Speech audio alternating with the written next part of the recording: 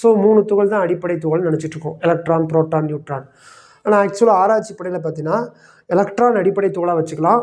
ஆனால் புரோட்டானையும் நியூட்ரானையும் அடிப்படை துகளாக வச்சுக்க முடியாது. ஏன்? அவங்களாம் குவார்க்குகள் அப்படின்னு புதுசாக ஒரு பார்ட்டிகள்னால ஆனது அப்படிங்கிறாங்க.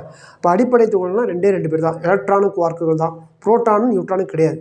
அப்போ குவார்க்குகள் என்ன இருக்குது? மேல் குவார்க், அதனால் ஏரோ மார்க் மேலே போட்டேன். கீழ் குவார்க் கீழே போட்டேன். கீழேனாவே மைனஸு, மேலேனாவே ப்ளஸ்ஸு.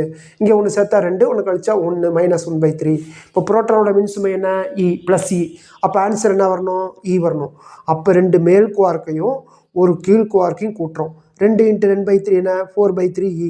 இது எல்சிஎம் எடுத்தது 3 கேன்சல். E வந்துருச்சா? ரைட். அடுத்ததுக்கு நியூட்ரானுக்கு மின்சுமை கிடையாது. அப்போ 0 ஆன்சர் வரணும். அப்போ யார் அதிகமாக வரணும்? மைனஸ் தான் அதிகமாக வரணும். அப்போ மேல் குவார்க் 1 எடுத்துக்கோங்க, கீழ் குவார்க்கு 2 × -1/3. அப்போ என்ன ஆகும்? +2/3 -2b கேன்சல் ஆனால் அது 0. இந்த மாதிரி ஞாபகம் வச்சுக்கலாம்.